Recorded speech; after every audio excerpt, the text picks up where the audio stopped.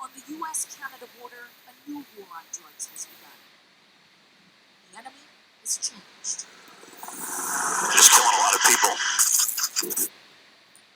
The fentanyl death toll creeping up every day. More than 23,000 Americans expected to die this year from opioid overdoses. I think it's scary. It's actually frightening. And I think we need to do our best to get it off the street.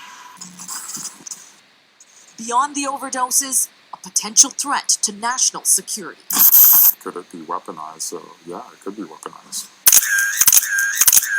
Fentanyl's big brother, carfentanil, as destructive as nerve gas, now on America's doorstep.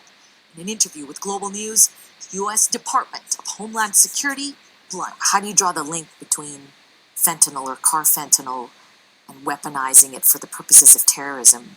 Because so little can affect so many, there's just a greater concern. A single dose of carfentanil, enough to tranquilize a 10,000-pound elephant. Less than a single grain will kill a human. U.S. DEA Special Agent Keith Wise. It's a big issue. It's a very, very dangerous substance. A carfentanil attack here? Not a fictional threat. It's already been weaponized.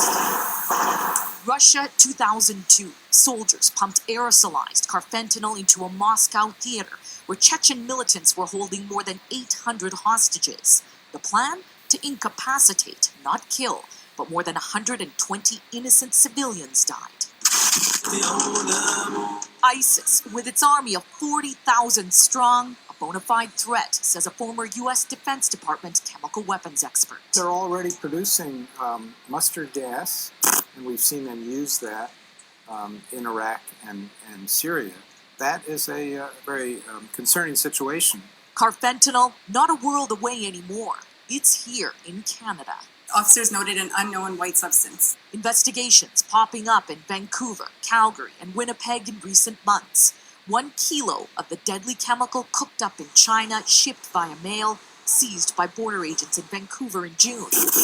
If you look at the 1 kilogram producing approximately 50 million fatal doses, that could be 50 million deaths. That's more than enough to kill every Canadian. Law enforcement is questioning why a drug so potent is coming into the country. Sources tell Global News the RCMP is petrified carfentanil will be used in a terrorist attack. Terrorism experts now pushing the government to tighten drug laws with harsher sentences and automatic jail time for carfentanil possession. It should be treated as a weapon. It's not marijuana. It's not selling somebody a joint. So what is our government doing to protect Canadians? Has it been on your radar as a possible terrorist threat or a weapon? Well, we're watching very carefully. There's no evidence of that at this moment. Every possible threat is always monitored. I have seen no official commentary on this from the Government of Canada. We've got to treat this as a grave concern.